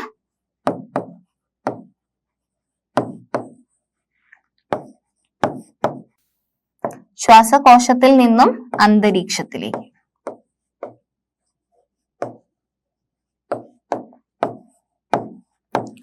അപ്പം ഇങ്ങനെയാണ് എന്ത് നടക്കുന്നത്? വെന്റിലേഷൻ നടക്കുന്നത്. ഉച്ഛ്വാസവും നിശ്വാസവും. നിങ്ങൾക്ക് ഉച്ഛ്വാസവും നിശ്വാസവും ക്ലിയർ ആയി. എന്തൊക്കെയാണ്, എങ്ങനെയാണ് വ്യാപ്തം എങ്ങനെയാണ് കൂടുന്നത്, അല്ലെങ്കിൽ വ്യാപ്തം കൂടുമ്പോൾ മർദ്ദം എങ്ങനെയാണ് കുറയുന്നത്. ഇനി നേരെ തിരിച്ച്, വ്യാപ്തം എങ്ങനെയാണ് കുറയുന്നത്? വ്യാപ്തം കുറയുമ്പോൾ മർദ്ദം കൂടുന്നു. അപ്പോൾ എവിടെ നിന്നും എങ്ങോട്ടേക്ക് വായു സഞ്ചരിക്കും എന്നാണ് നമ്മൾ ഇപ്പൊ പറഞ്ഞിട്ടുള്ളത്. നിങ്ങൾക്ക് അത് മനസ്സിലായി എന്നാണ് ഞാൻ വിശ്വസിക്കുന്നത്. ഓക്കെ. ഇനി ആൽവിയോലസിൽ എത്തിയ വായുവിൽ നിന്നും ഓക്സിജനെ രക്തത്തിലേക്കും രക്തത്തിൽ നിന്ന് കാർബൺ ഡൈ ഓക്സൈഡിനെ ആൽവിയോലസിലേക്കും കൈമാറുന്നതാണ് ശ്വസനത്തിന്റെ അടുത്ത ഘട്ടം. നമുക്കറിയുന്ന കാര്യമാണ് അല്ലെ, നമ്മൾ മറ്റേ ചാപ്റ്ററിലും പഠിച്ചതാണ്. എന്താ ചെയ്യേണ്ടത്? നമ്മൾ ഉള്ളിലേക്ക് എടുത്തൂലേ, എന്താ? നാസാദ്വാരം, നാസാഗഹ്വരം, ശ്വാസനാളം, ശ്വസനി, ശ്വസനിക വഴി ആൽവിയോലസത്തിൽ ഓക്സിജൻ എത്തിയിട്ടുണ്ട്. അതുപോലെ തന്നെ എന്ത് ചെയ്തിട്ടുണ്ട്? ശ്വാസകോശ ധമനി എന്ത് ചെയ്തിട്ടുണ്ട്? കാർബൺ ഡൈ ഓക്സൈഡ് കൂടിയ രക്തം ആൽവിയോലസിന്റെ അടുത്തേക്ക് എത്തിയിട്ടുണ്ട് അല്ലെ, ശ്വാസകോശത്തിലേക്ക് വരുന്നില്ലേ. എന്നിട്ട് എന്ത് ചെയ്യണം? നമ്മുടെ ആൽവിയോലസിലുള്ള ഓക്സിജനെ ആ രക്തത്തിലേക്ക് കൊടുത്തിട്ട് രക്തത്തിൽ കൂടുതലുള്ള കാർബൺ ഡൈ ഓക്സൈഡ് നമുക്ക് ശ്വാസകോശത്തിലേക്ക് എടുത്തിട്ട് നമുക്ക് മൂക്ക് വഴി എന്ത് ചെയ്യണം? തിരിച്ചു കളയണം. അതാണ് അടുത്തൊരു ഘട്ടം എന്ന് പറയുന്നത്. അതിനെ നമ്മൾ പറയണ പേരാണ് ആൽവിയോലാർ വാതക വിനിമയം. അതാണ് ഇനി നടക്കേണ്ടത്. അപ്പൊ നമ്മൾ ഓക്സിജൻ ഉള്ളിലേക്ക് എടുത്തു, ഉച്ഛ്വാസവും നിശ്വാസവും നമ്മൾ പഠിച്ചു. ഇനി നമുക്ക് കാണേണ്ടത് ആൽവിയോലാർ വാതക വിനിമയം എന്താണെന്നാണ് നമുക്ക് പഠിക്കാനുള്ളത്. ഓക്കെ. ആൽവിയോലാർ വാതക വിനിമയം, നമ്മൾ ഈ പഠിച്ച കാര്യം തന്നെയാണ് ആൽവിയോലാർ വാതക വിനിമയത്തിന്റെ അകത്ത് വരിക. ആൽവിയോലാർ വാതക വിനിമയത്തില് നമുക്കറിയാം, ഇത് ആൽവിയോലസ് ആണ് മക്കളെ, ഇത് ആൽവിയോലസ് ആണ്. നിങ്ങൾ ഈ കാണുന്ന സാധനം ആൽവിയോലസ് ആണ് അല്ലെ, ആൽവിയോലസ് ആണ്. ഈ ആൽവിയോലസില് കുറെ ഓക്സിജൻ വരുന്നത് കാണുന്നുണ്ടോ? നമ്മള് ഉള്ളിലേക്ക് അല്ലെ ഉച്ഛ്വാസത്തിൽ കുറെ എടുത്തിട്ടുണ്ട്. എന്തെടുത്തിട്ടുണ്ട്? ഓക്സിജൻ എടുത്തിട്ടുണ്ട് ഉച്ഛ്വാസത്തിൽ. അപ്പം ആൽവിയോലസത്തിൽ എന്ത് കൂടുതലായിരിക്കും? ഓക്സിജൻ എന്തായിരിക്കും? കൂടുതലായിരിക്കും അല്ലെ. ഓക്സിജൻ, കുറെ ഓക്സിജൻ നിങ്ങൾ കാണുന്നില്ലേ ആൽവിയോലസില്? ഓക്സിജൻ കുറെ കാണുന്നുണ്ട്. ആൽവിയോലസിന്റെ ഭിത്തി എന്ന് പറയുന്നത് എന്താണ്? ഒറ്റ നിര കോശങ്ങളാൽ നിർമ്മിതമാണ്. ഈ ആൽവിയോലസ് എന്ന് പറയുന്നത് ഒറ്റ നിര കോശങ്ങൾ കൊണ്ട് അല്ലെ, ഒരു നിര മാത്രം, ഒറ്റ നിര മാത്രം. നിങ്ങൾക്ക് കാണുന്നില്ലേ? ഒറ്റ ലെയറല്ലേ ഉള്ളൂ. ഇങ്ങനെ കുറേ കോശങ്ങൾ ഉണ്ടോ? ഇല്ല. ഒറ്റ വരി കോശങ്ങൾ കൊണ്ടാണ് ആൽവിയോലസ് ഉണ്ടാക്കിയിട്ടുള്ളത്. ഈ ഒരൊറ്റ വരി കോശങ്ങളാണ് നിങ്ങൾക്ക് ആൽവിയോലസ് നോക്കിയാൽ കാണാൻ പറ്റും അല്ലെ, ഈ ഒരൊറ്റ വരി കോശം. അതേപോലെ തന്നെ രക്തലോമിക ഭിത്തി. രക്തലോമികയിലെ കാപ്പിലറി എന്ന് ഞാൻ നേരത്തെ കാണിച്ചു അല്ലെ, നമ്മൾ ആൽവിയോലസിന്റെ ചിത്രത്തിൽ കണ്ടിട്ടുണ്ടായിരുന്നു. ആൽവിയോലസിന്റെ ചിത്രത്തില് നമ്മൾ കാപ്പിലറി ഉണ്ട് അല്ലെ. അതായത് ഇവിടുത്തെ വാതക വിനിമയം ഇതാണ്. നമുക്ക് ആൽവിയോലാർ വാതക വിനിമയമാണ് നമ്മൾ പഠിക്കുന്നത്.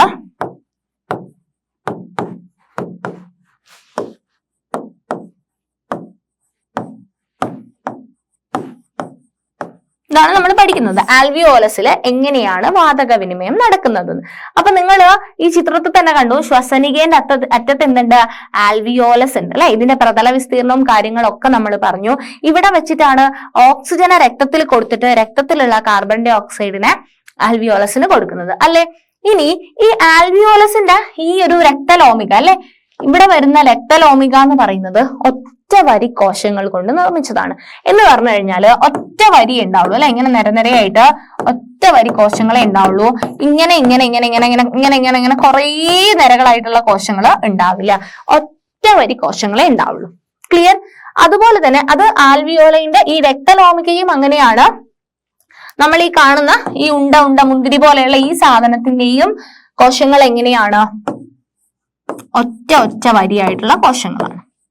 ഇതിന്റെ കോശങ്ങളും ഒറ്റ വരിയാണ്. അതാണ് നമ്മൾ നേരത്തെ ആ ചിത്രത്തിൽ കണ്ടത്. ഓക്കെ, ഇതാണ് നമ്മുടെ ആൽവിയോല അല്ലെ. ആ മുന്തിരിക്കൊലയിലെ ഒരു മുന്തിരിയാണ് ഞാൻ ഈ വരച്ചു കാണിച്ചിട്ടുള്ളത്. ഇതിനകത്ത് നിങ്ങൾക്ക് നോക്കിയാൽ തന്നെ മനസ്സിലാവും, ഇഷ്ടം പോലെ ഓക്സിജൻ നിങ്ങൾക്ക് കാണാൻ പറ്റുന്നുണ്ട്.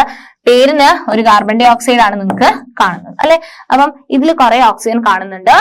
ഈ ആൽവിയോലയുടെ ഭിത്തി എന്ന് പറയുന്നത് ഒറ്റവനിര കോശങ്ങളാൽ നിർമ്മിതമാണ്.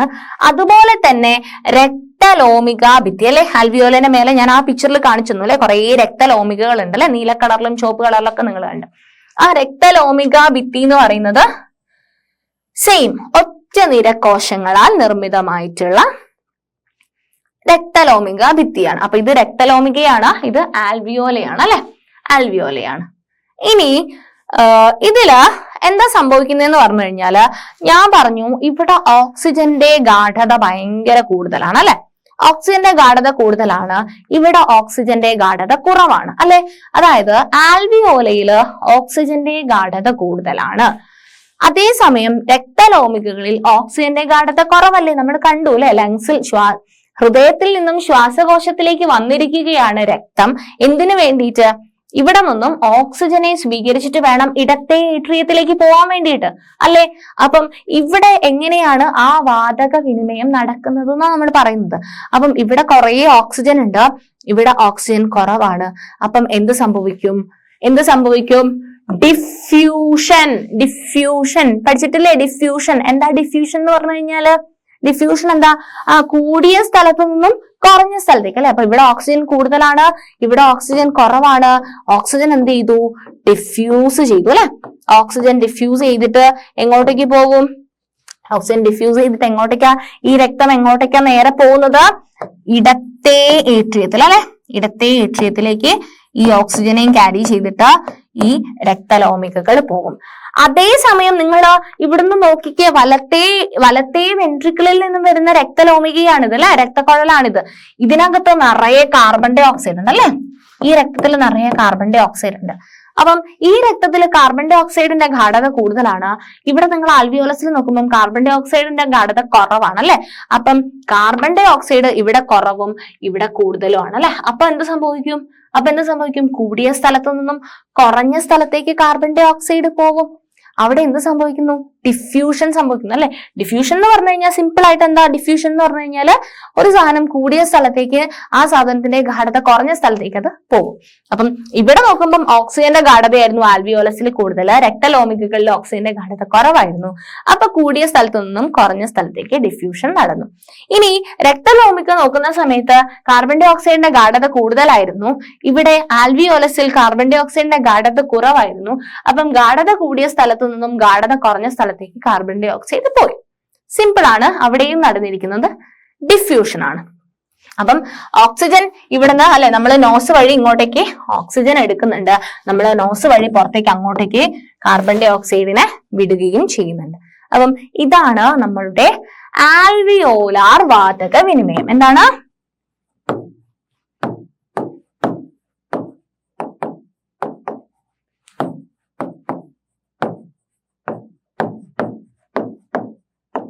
അപ്പം ആൽവിയോലസില് ഓക്സിജന്റെ കോൺസെൻട്രേഷൻ ഗാഢത കൂടുതലാണ്, രക്തലോമികകളിൽ ഓക്സിജന്റെ ഗാഢത കുറവാണ്, രക്തലോമികകളിൽ കാർബൺ ഡൈ ഓക്സൈഡിന്റെ ഗാഢത കൂടുതലാണ്, ആൽവിയോലസിൽ കാർബൺ ഡൈ ഓക്സൈഡിന്റെ ഗാഢത കുറവാണ്. അപ്പൊ ഇത് അങ്ങോട്ടും ഇങ്ങോട്ടും എന്താവും? ഡിഫ്യൂഷൻ ആവും. ഇത് ഡിഫ്യൂഷൻ ചുമ്മാ ആവുന്നതല്ല. എന്തുകൊണ്ടാണ്? ഈ ആൽവിയോലസിനും ഒറ്റവരി കോശങ്ങളാണുള്ളത്, രക്തലോമികകൾക്കും ഒറ്റവരി കോശങ്ങളാണുള്ളത്. അതുകൊണ്ട് ഇത് ഡിഫ്യൂസ് ചെയ്യാനുള്ള സംഭവം എളുപ്പത്തിൽ നടക്കും. അപ്പം ഇനി നമ്മൾ നോക്കാൻ പോകുന്നത് എന്താണ്? സർഫക്റ്റന്റ് എന്താണ്? സർഫക്റ്റന്റ് എന്ന് പറഞ്ഞു കഴിഞ്ഞാൽ എന്താണ്? സർഫക്റ്റന്റ് എന്ന് പറഞ്ഞു കഴിഞ്ഞാൽ വായു നിറയുമ്പോൾ സുഗമമായി വികസിക്കാനും വായു ഒഴിയുമ്പോൾ പതുക്കെ ചുരുങ്ങാനും ആൽവിയോലസുകളെ സഹായിക്കുന്നത് അതിനുള്ളിലെ സർഫക്റ്റന്റ് എന്ന പദാർത്ഥങ്ങളാണ്.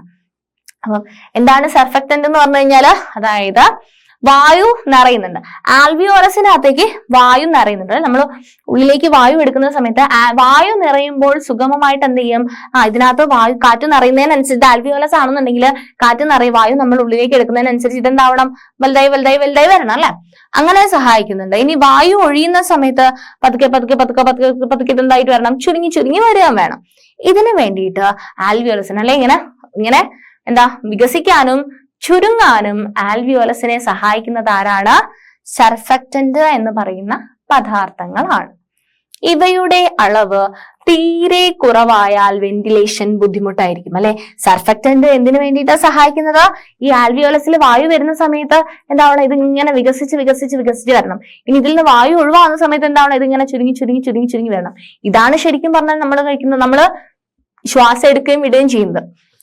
ഈ ശ്വാസം എടുക്കലും വിടലും നടന്നിട്ടില്ല എന്നുണ്ടെങ്കിൽ നമുക്ക് മരണം ഉറപ്പാണ് അല്ലെ? അപ്പം ഈ ഒരു സംഭവത്തിന് ഏറെ സഹായിക്കുന്ന ആളാണ് ആര്?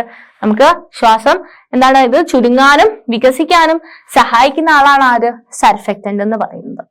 മാസം തികയാതെ ജനിക്കുന്ന ശിശുക്കളിലാണ് സാധാരണയായിട്ട് ഈ ഒരു അവസ്ഥ കണ്ടുവരുന്നത്. അത്തരം നവജാത ശിശുക്കൾ മരണപ്പെടാൻ ഇടയുണ്ട്. അപ്പം സർഫക്റ്റന്റിന്റെ അളവ് കുറഞ്ഞു കഴിഞ്ഞാൽ നമുക്ക് ശ്വാസം കിട്ടാതെ മരിക്കാനുള്ള ചാൻസ് ഉണ്ട്. മിക്കവാറും കുട്ടികളിൽ ജനിച്ചു ആ സമയത്തുള്ള കുട്ടികൾക്കാണ് അതിനുള്ള ഒരു സാധ്യത എന്ന് പറയുന്നത്. അപ്പം ഇത്രയൊക്കെയാണ് ഈ ചാപ്റ്ററിന്റെ ഇൻട്രൊഡക്ഷൻ ആയിട്ട് പറയാനുള്ളത്. അപ്പൊ നമ്മൾ എന്തൊക്കെ കാര്യങ്ങളാണ് നമ്മൾ ഈ ഒരു സെഷനിൽ ഡിസ്കസ് ചെയ്ത മക്കളെ? എന്തൊക്കെ കാര്യങ്ങളാണ് നമ്മൾ പഠിച്ചത്? നമ്മൾ ബേസിക് ആയിട്ട് പഠിച്ചത് ആൽവിയോലാർ വാതക വിനിമയം പഠിച്ചു.